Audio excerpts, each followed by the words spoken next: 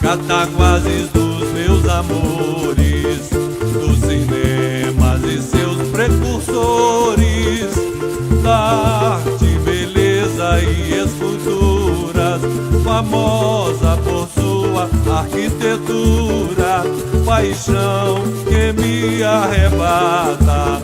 Evo é princesa da mata, paixão que me arrebata. Evo é princesa da mata. No horário de Brasília são 19h30.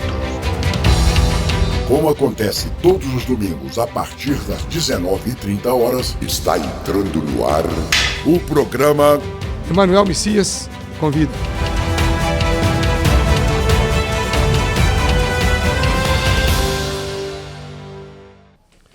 Estamos começando mais um programa Emanuel Messias convida. O intuito maior deste programa semanal é contar, cantar, mostrar pessoas que fazem ou fizeram uma Cataguases mais alegre, mais próspera e mais feliz, num papo bem informal e descontraído. E hoje, o nosso convidado é o escritor José Antônio Pereira. Seja bem-vindo, José Antônio. Boa noite, Emanuel. Boa noite, Eduardo Henrique aqui. Eu estou me sentindo completamente em casa, né?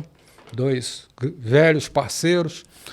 E é um prazer estar aqui falando com o seu telespectador, não, né? Hoje mudou tudo. Teleinternautas. É isso, né? Verdade. E é uma alegria estar aqui para conversar com vocês sobre um assunto que me agrada muito, né? Que é livro e literatura. E vamos lá. Nós estamos também muito felizes. O José Antônio, ele nasceu em Cataguases. Ele é filho de Antônio Pereira, que era motorista de caminhão, e de Maria do Carmo Pereira, que era dona de casa. Não é mesmo, Dani? É verdade. E ele morou também no Rio de Janeiro, foi estudante, foi mecânico de avião. Que história é essa? Foi mecânico de avião? Pois é, cara.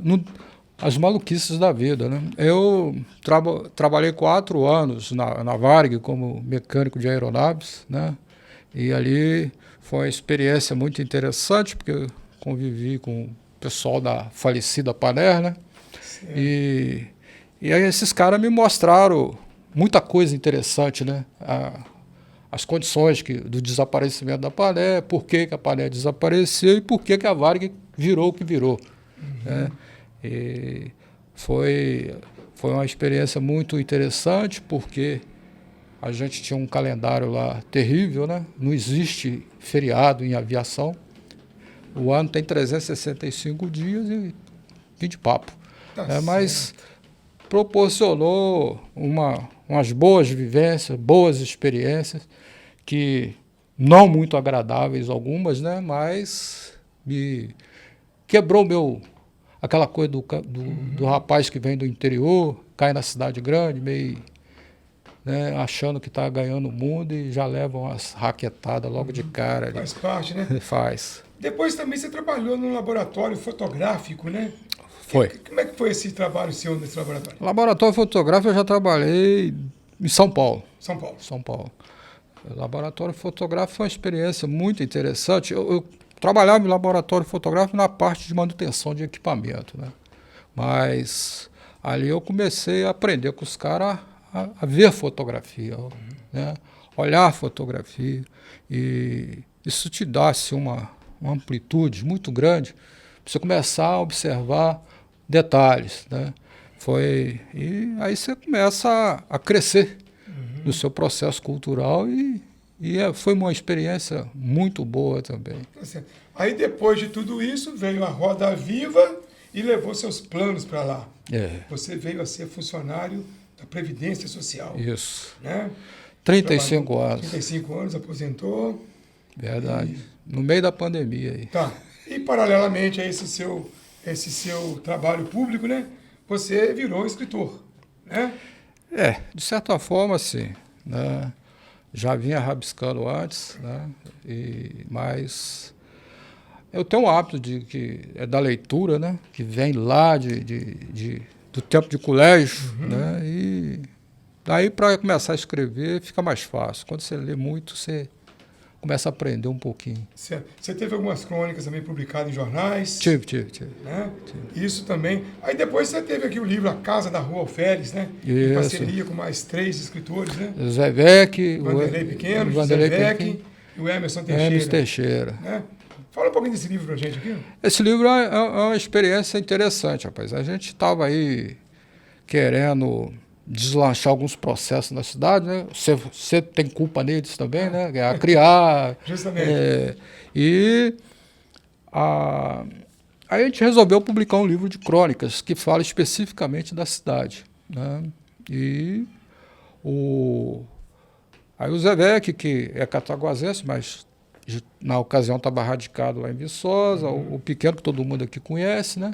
E o Emerson, que é irmão do Pequeno. A gente trabalha alguns textos, cada um com uma linha, né? A Casa da Rua Alferes é uma crônica do Zé Vec, que o Emerson que sugeriu ela para título, né? E depois aconteceu o que aconteceu com a Casa dos Carneiros aí, né?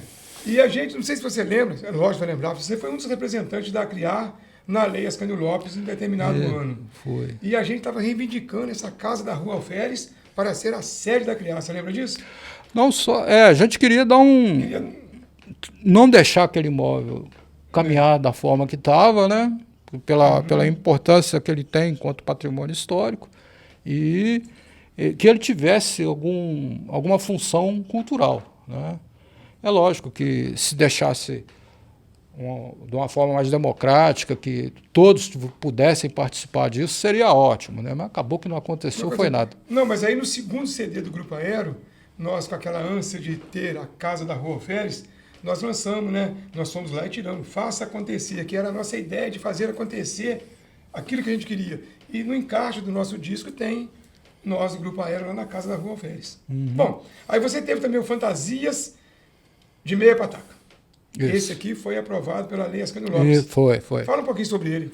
Esse livro aí, ele é o seguinte, antes do livro tem que falar uma questão que é chave para esses textos que estão aí. Eu sou uma daquelas pessoas que a gente traz muito pouca informação da ancestralidade da gente, né? Eu não sei praticamente nada dos meus bisavós. Meu avô paterno, minha avó paterna, nem conheci. Tá? Meu pai nasceu lá em Pedra Azul, no Vale do Jequitinhonha. Na época, né, ele nasceu num distrito lá, que hoje é Itaubim. E eu não os conheci, né? Não sei nada da história dos meus avós paternos. A minha avó, ela materna, também é de cor, né? Ou preta, né? O negócio de cor não gosto muito de usar, não. É preta mesmo. Ela nasceu aqui em Cataguarino, né? E casou com meu avô, que era de origem portuguesa, no segundo casamento dele, né? Então, também eu não sabia nada, tá? Porque quando o meu avô materno ele faleceu, eu tinha 1 ou 2 anos de idade, né? A minha avó, tudo que eu perguntava para ela não sabia, né? E aí eu comecei a escrever esse livro. Quando eu comecei a escrever basicamente esses textos, a ideia era que as perguntas que eu fiz para minha avó, tá? Se algum dia eu tiver algum neto, ele vai ter respostas, né? Então aí, né? Basicamente essa era a proposta, era o eixo. Então eu vou contar sobre a participação que eu tive na minha infância nessa cidade, né? A convivência que eu tenho com amigos, né? Alguns a gente descaracterizou aí e outros não, tá do jeito aí que... E tem contos que... Tem um aí que, de certa forma, a culpa está escrito até lá, né?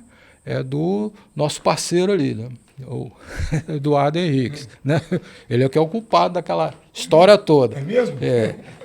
Então, a ideia dele deu tudo errado, mas é. Então, Mas tinha uma ideia. teve uma ideia. Então, a gente trabalhou esses contos dessa forma. Eu falo muito da vila, né? Não, isso aí é crônica mesmo. Aí existe crônica foi fundamental para mim, né? Que é o Colégio Cataguases, né? Que a primeira vez que eu fui lá, né? Eu estava lá no Guido ainda estudando, um dos meus primos me chama para ir lá à noite para assistir um filme. E aquele pedaço ali, depois que você sai da Avenida Astolfo Dutra, era tudo terra, né? De noite, cara, chegamos ali, aquele breu total, né? E aí a gente vai andando, no meio daquele mato, eu dou de cara com aquele prédio absurdo, né? do Niemeyer ali no meio, tudo iluminado, aquele negócio branco. Aquilo era a visão de outro mundo na minha cabecinha de menino, né? E aquilo ali, cara, me impactou, né? Quando eu fui assistir o filme, né, eu não estava dando muita bola pro filme, não. Eu só ficou um fragmento na minha cabeça na infância. Um candidato lá a algum cargo político, né, que no meio do discurso dele ele sai com aquela, né? Eu, se eleito for, darei casa, comida e roupa lavada. Aí todo mundo aplaude e tal. Esse fragmento ficou na minha cabeça. Alguns anos depois, lá no Rio, eu fui assistir uma mostra de filmes de Humberto Mauro, eu dou de cara com aquilo. Era o Coronel Januário, né? O personagem do Aí eu, quer dizer, no mesmo dia, eu estava indo para um colégio que foi fundamental para a minha geração, tá? E vendo um fragmento, e vendo Humberto Mauro sem prestar a menor atenção, né? Porque eu estava impactado. Né? E que vai acontecendo? Vocês vão ver isso também, tá? O que vai acontecendo? Cinema, na minha geração em Cataguases, era uma coisa presente, cinema de rua, né? A gente ia para cinema. Havia um ritual que eu não participava muito, de troca de gibis na porta e tal, né? A grana era curta, né? Se eu comprasse gibi, eu não ia para o cinema, né? E eu vou retratando isso. É isso aí que eu estou contando para quem quiser. Né? Muita gente da minha geração viveu isso, né? Mas para os meus netos, que não os tenho ainda, né? Tudo aquilo ali vai ser pura ficção, né? Porque as cidades são assim mesmo, né? A própria arquitetura dela vai alterando, né? Você passa pelas ruas hoje, você vai olhando assim, né? Aquilo que estava lá na sua infância não existe mais. Quer dizer, aí eu brinco, né? Deixou de ser um registro, né? E passou a ser ficção, porque não tem como, né? É mais ou menos nessa linha que caminha esse Fantasias aí. Então, José Antônio, você trouxe esses 2 livros até para a gente distribuir. Vamos fazer o seguinte, quem aí que está assistindo essa live aí, que escrever aí, eu quero, vai ganhar esse livro. Nós vamos entregar esse livro. E o segundo que escrever, eu também quero, vai levar a casa da Rua Férez. A gente se compromete a entregar, tá legal? Então vamos lá. Atualmente você está escrevendo em parceria com o Emerson, né? Aquele boletim, que é jornal Chicos. O Chicos. Fala pra gente desse jornal aí. O Chicos é uma revista que a gente faz aí, que só circula pela internet, né? E é a única forma viável de você fazer esse tipo de trabalho hoje, porque sem custo, né? Só dá trabalho, porque imprimir tem custo, exige um capricho de editoração maior, né? E aí é impraticável, né? Então, a gente só faz, ela está disponibilizada aí no site da Inhumpo, né? Se você procurar Chicos lá, você vai achar, tá? É uma revista que a gente tem como proposta a gente lidar com os autores da cidade, do entorno, né? E aquilo que está acontecendo por aí de pessoas que, de certa forma, a gente relaciona, né? Aí vocês vão achar lá regularmente textos, né, de amigos nossos, de cataguasenses que não moram na cidade. O Cagiano é um dos grandes colaboradores da revista. A Eutânia também colabora de vez em quando. A gente vai tentando manter aceso um processo de... Não estamos preocupados se você está gostando ou não, né? Mas de vez em quando a gente incomoda um pouquinho, porque, por exemplo, a última edição, a gente publicou uns poemas de uma poeta de Leopoldina, que já faleceu, e ela é negra, né? E ela segue um pouco a linha da Carolina de Jesus, a Carolina, aquela do Quarto de Despejo, sim, né? Ela tem até um poema dela que ela intitula Eu, Carolina, né? Que ela nasceu em Leopoldina, mas a família foi para BH com 7 anos, foi empregada doméstica a vida inteira. Aí chegou em São Paulo lá, aquele pessoal da periferia lá, com aqueles saraus que eles fazem lá, que eu acho um negócio fantástico. Uhum. E ela falou, o que esses dois estão fazendo? E ela fez uma série de poemas, né? Fazia lá as performances dela, e ela trata algumas questões de sexualidade, né? De uma forma meio dura, ou provocativa até, né? Então... Tem gente que não gosta, né? Eu acho que na poesia, desde que você não esteja agredindo, né, na literatura, na arte, de uma forma, quando você não está agredindo, tá? Tudo é válido, né? E é por aí que a gente caminha com a revista, né? Uhum. A gente está sempre publicando um conto da gente, né? O meu, um texto do Emerson, o Zé Vec participa, o Cagiano participa, a gente publica sempre lá do Rufato lá um livro que é dos clássicos, né? Que ele faz um comentário sobre aquilo. E, aliás, ele faz isso regularmente num blog que ele mantém aí. Né? Como faz para um poeta novo para poder quiser publicá-la? Ué, quem quiser receber a revista, é só mandar um e-mail para chicos.cataletras@gmail.com, tá? E quem quiser publicar também manda. Tá? Você cadastra o e-mail e eu recebo, né? Periodicamente. 3 meses, né? Ela sai em cada estação do ano. Cada né? estação do ano. Essa ideia aí foi o seguinte, a gente teve tem um tipo de poesia oriental, que é dos japoneses, né? Que ele se baseia nas 4 estações do ano, né? São versos curtos, com uma rima meia... Não é uma rima, né? Uma contagem silábica muito rígida, né? Que a maioria conhece aí, né? Que é o haikai, né? E o haikai tem essa característica, né? Ele vai refletindo, tá?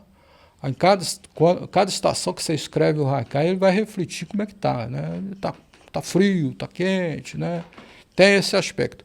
E aí a gente pegou e falou, não, vamos entrar na do haikai, né? Porque aí no nosso calendário é esse, né? Boa ideia. É inverno, verão, primavera, né? E outono, né? Aí a gente normalmente acaba, de certa forma, o pessoal está produzindo algum texto que está mais ou menos nesse espírito, né? Mas nem sempre, isso é só, a gente criou esse calendário, né? Inspirado no haikai, e não tem data fixa não, né? Aí pode ser, se der tudo certo, a gente já teve algumas edições que a gente conseguiu publicar no primeiro dia da estação, mas tem um monte aí que saiu fora, não teve jeito não. Certo. Zé Antônio, o que te levou a escrever? Olha, vai parecer meio absurdo, né? Mas eu fui parar a escrever por causa de narrativa de cinema, cara. Eu faço parte de uma geração que frequentou cinema, principalmente cinema europeu. Ele tem uma característica mais literária do que o cinema americano, né? Você pega a novela vague francesa, você vê aquela coisa de uma narração bem feita, né? Esse é um ponto. E o outro é o que eu trago desde a minha infância, é o hábito, as histórias que eu escutava, né? Eu, na minha infância e adolescência, fui parar em Guidoval algumas vezes no sítio do meu tio lá, na roça, e lá de vez em quando você escutava aquela turma, né? Tinha lá 2 figuras que eu me lembro bastante deles contando contando os causos deles, né? E o seu Altamiro, um outro lá que chamava Firmino, eu me lembro de ter ouvido esses caras assim, né? E eles me contavam a mesma história no ano seguinte, mas era outro papo. E eu sempre me empolgando com aquilo, né? O meu pai também era algumas viagens que eu fiz com ele, né? Boleia de caminhão, aquela coisa meio solitária ali, também era um bom contador de história. E eu falo que era um grande mentiroso, né? Que todo ficcionista é um grande mentiroso. Corretamente, né? Aí, cara, esses dois links, né? Aí, o processo de começar a escrever, ele vai surgir mesmo no meu período que eu estava em São Paulo, né? Lá eu andei frequentando alguns cursos que tinha na biblioteca Mário de Andrade, né? Que é uma biblioteca fantástica que tem lá na cidade. E é uma biblioteca que não é morta, né? Não é depósito de livro. Lá tem vida cultural, tem shows, tem cursos. E andei o curioso, o primeiro curso que eu fui fazer lá foi sobre poesia, cara. Com alguns professores da USP, tinha um Antônio Soares Amora, que era tido na época lá como a maior autoridade em Fernando Pessoa no país. E andei. Aí eu descobri que poesia para mim estava complicado, né? Aí eu falei, eu vou ficar contando história essa hora. Mas foi em São Paulo que eu comecei a escrever, né? Eu tinha uma necessidade de fazer alguns registros, né? Tem uma boa parte de alguns textos meus que tem muita relação com a cidade, né? Não nesse livro aí. Lá no Chico vocês vão achar, né? Até tem crônica e tem crônica que tem um viés que meio até político, né? Tipo uma que eu escrevi uma vez aí quando Dória era prefeito da cidade. Eu tenho um carinho muito grande por São Paulo, tá? Tanto um pouquinho mais do que pelo Rio, né? A cidade me ofereceu um monte de coisa, tá? Muita coisa boa na minha vida eu devo àquela cidade. E entre elas essa, né? Abrir minha cabeça culturalmente, de pensamento, reflexões que você vai fazendo, mas ali eu tive como eu estava dizendo, eu fiz uma crônica alguns anos atrás aí, quando o Dória era prefeito, e aconteceu aquela história lá da Cracolândia, né? Que queria limpar a Cracolândia, saiu derrubando tudo. Aí tem umas fotos que me incomodaram muito, ele e a turma dele, tudo vestido de preto, né? Andando no meio daqueles escombros de casa lá, e não resolveram porcaria nenhuma. Tá lá tudo do mesmo jeito, né? Que eu acho ali é o seguinte, a desumanização do seu semelhante. O que os caras tratavam, aquelas pessoas que estão ali, é como um animal, como um bicho, né? E aí fica esse discurso aí, né, de humanismo, bom mocismo. Mas peraí, cara, tá? Mas o cara é craqueiro. E daí que é craqueiro? Né? Você tem que... A função do Estado é resolver a questão. Né? Não é empurrar para o lado. Né?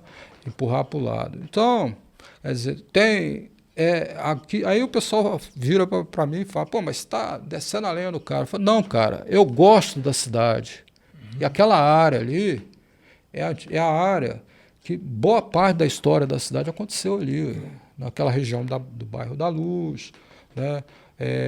Ali, se você andar por ali, o Santos Dumont morou por ali, acho que é na Alameda Hoffman, né? Era ali, que era por isso que se chama Luz, tem referência com Paris. Ali morou os Barões do Café, aí degradou aquilo tudo. Por que degradou? Né? E deu no que deu. Então, você fica assim, uma cidade que tinha a condição porque a Prefeitura de São Paulo tem mais dinheiro do que muito estado no país, tá? De preservar aquilo tudo ali, como fizeram com a antiga estação da Júlio Prestes, que restauraram a estação e hoje virou a sede da Orquestra Sinfônica de São Paulo. Quer dizer, você pode aproveitar equipamento público centenário de uma outra forma, né? não deixar degradar. Aí virou um problema, aí você vai lá e tira os caras, descarta os caras. Quer dizer, a minha indignação ali, porque eu gostava da cidade, eu acho que o paulistano, tá? E quem está lá, e quem, como eu, de vez em quando vai lá, né? Não vai ficar satisfeito de ver a cidade sendo né, desmontada da forma tão brutal assim. Eu sei que você é uma pessoa que lê muito, né? Você lê muito livro. Tem algum livro assim que já te incomodou? Tem. O primeiro livro, o livro que me mexeu comigo, eu estava morando aqui ainda. Aquela fase do seu, você estava fazendo o 2º grau aqui, e daqui a 1 ano ou 2 você vai fazer vestibular e não sabe nem o que você vai fazer na vida, né? Aí você, aquelas dúvidas e tal. E eu peguei, cara, o curioso é que eu escuto uma música, né, que também reforça esse clima em mim, mas eu peguei um livro, caiu na minha mão, eu não sei se eu peguei lá na biblioteca lá do colégio ou se alguém me deu o livro emprestado, eu sei que o livro não era meu, né, e eu peguei para ler com alguém. Foi Enterre Meu Coração na Curva do Rio, do Dan Brown, né? E eu entrei naquele livro assim, com aquela visão da minha geração lá, que vivia assistindo Faroeste, aquele negócio todo, né? A cavalaria do General Custer, papapá. Aí, rapaz, o cara me escreve um livro com a visão dos indígenas americanos, principalmente dos Sioux, né? Do que foi aquilo na visão dos índios. É um bruta massacre, né? Aí ali você descobre que aquilo que a gente via nos filmes, né, que o índio, o Bang Bang mostrava isso aí o tempo todo, tá? Hoje eu tenho uma certa resistência em assistir esses filmes. Isso. Né? Aí, cara, né, era que os índios arrancavam os escalpos, né, dos fazendeiros lá do americano lá. E a prática não era deles, cara. Eles aprenderam isso com soldados. Parece-me que é espanhol, né? Que acontecia? O soldado, ele recebia pela quantidade de índio que ele tinha matado. Aí ele arrancava o escalpo, né? Escalpelava o cara e levava aquilo para contar, né? Aí os índios copiaram, né? E tem até uma questão de fundo mitológico aí, né? As crenças dele, que o cara arranca o topo da cabeça do cara, ele fica com o poder do cara, né? Aí, então, aquilo ali me incomodou pra caramba. E desmistificou para mim toda uma cultura que a gente tinha até ali, de adolescente, né? De assistir Bang Bang e tal, né? E mais ou menos na mesma ocasião surge aquele filme do Sérgio Leone, né? Que já transforma o herói dos filmes de western, já passa a ser mau caráter, cara, né? Quer dizer, que é o real, né? Aquele filme com Clint Eastwood, né? O bom, mal, feio, aquelas coisas lá que a gente viu mais ou menos na mesma época que tinha acabado de ver esse livro. E passa um tempo aí, eu não sei se eu já estava no Rio, aí eu escuto aquela música do Chico, e eu tô lá naquela, né? Fazer vestibular e tal, na dúvida do caramba ainda. Aí eu escuto Fortaleza, cara, né? Que você, como fã do Chico, né? Conhece muito bem. Do LP Calabar. Calabar, Elogio da Traição. Elogio da Traição. Né? Que é uma música que ele fez com o Rui. Se não me engano, em 73. Por aí. Rui Guerra. Com o Rui Guerra. Com o Rui Guerra, que a peça também acho que é dos dois. Então, é uma música muito forte, né? Que te leva a ficar meio melancólico, né? E você tendo que tomar decisões na vida, né?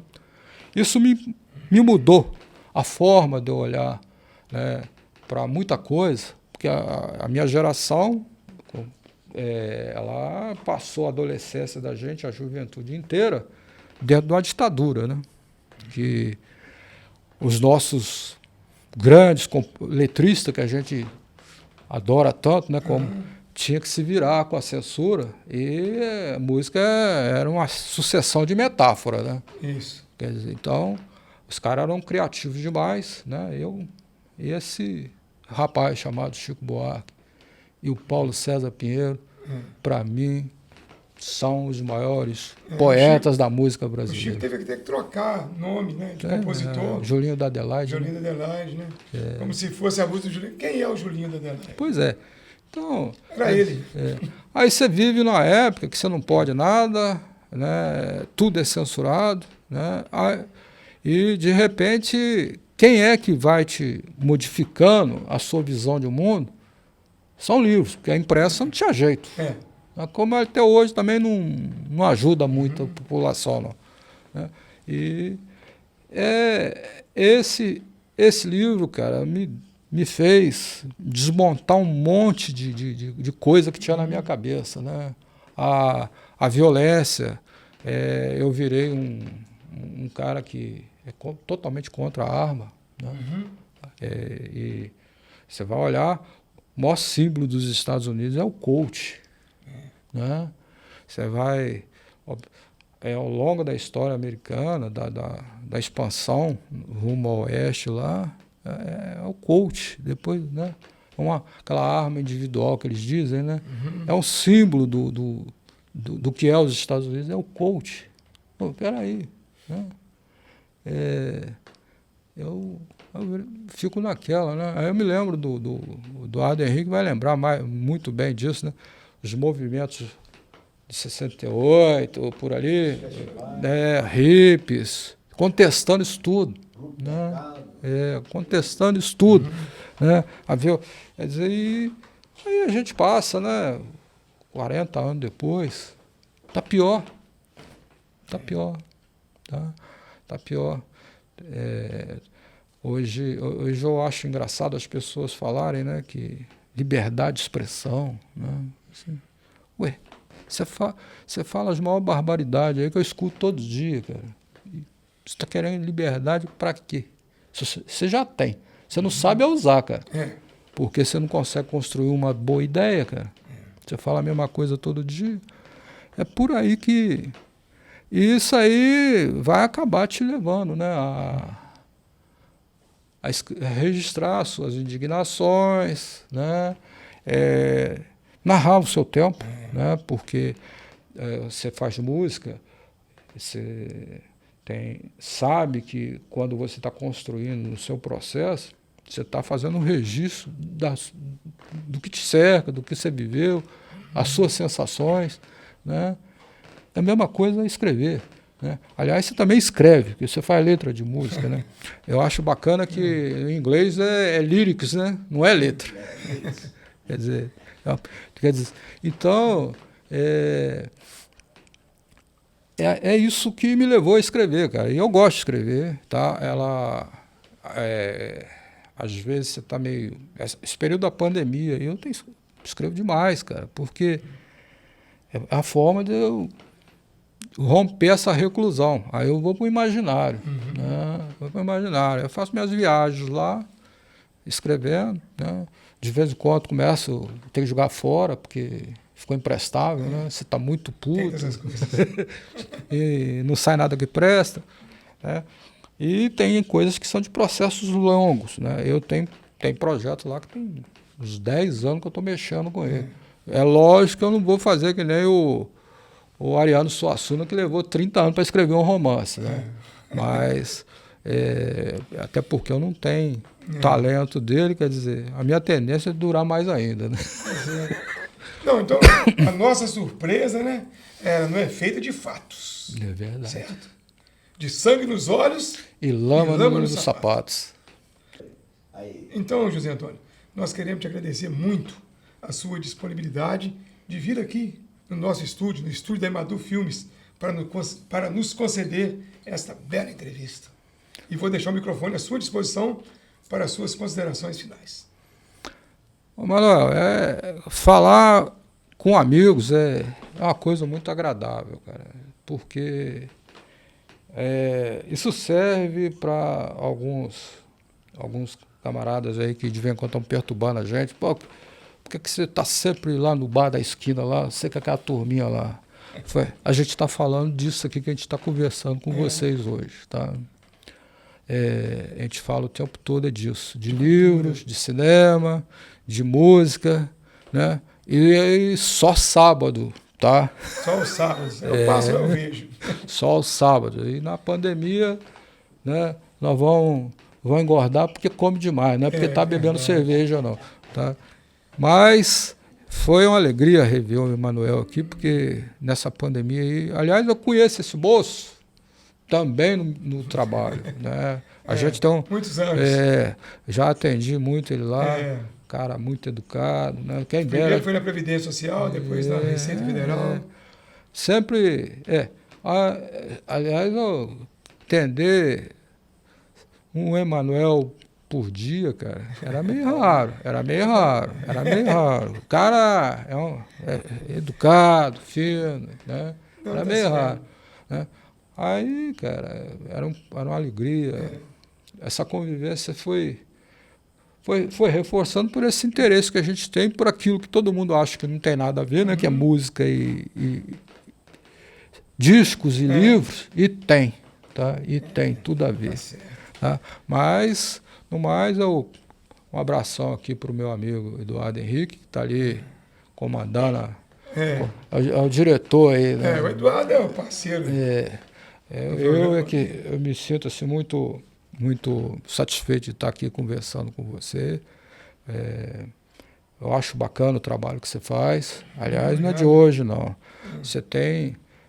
Quem tiver oportunidade lá no escritório do Manel, lá, vai ver o acervo que ele tem lá de registro. Tá? Verdade.